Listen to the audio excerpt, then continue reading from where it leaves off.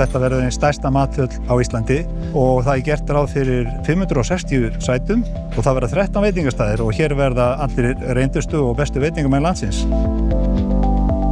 Já, nú erum við að koma hérna í austurenda Smáralindar, þar sem mathöllin er að rísa. Hluta þessu verkefni er líka að byggja 2 svali, stækka Smárabíó úr 5 sölum í 7. Hérna verður farið upp í það og þetta er raun og veru byrjun á breytingasvæðinu. Hér eru núna yfir 100 manns að vinna. Framkvæmdir eru núna í hámarki og mathöllin er hönnuð af basaltarkitektum. Þau hafa sem séum alla hönnun hérna á innréttingum, allt útlit á básum og valið á húsgögn í mathöllina. Við höfum unnið með þeim áður meðal annars í Hafnartorg Gallerí með mjög góðum árangri. Og hérna til vinstri eru 6 veitingastæðir, staðir með hraðari afgreiðslu og hérna framundan verður svið og hér verður básar og þægileg stemning.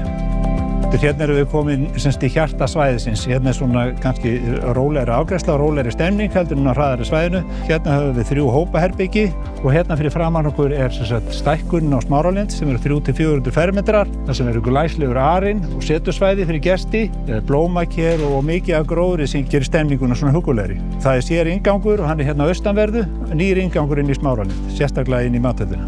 Hérna verða hér er verið að setja gróðurkerinn. Þetta er stórt projekt að setja alla plönturnar hérna inn. Hér þarf að gæta þess að plönturnar dafni, hér þarf líka að vera hiti. Alltaf þetta gangur, þannig að plönturnar lifi og fólki hafi það huggulegt. Áætlanir miðað við að mathöllinni verði lokið í lok nóvember, byrjun desember og þá tæki það við og hefji rekstur.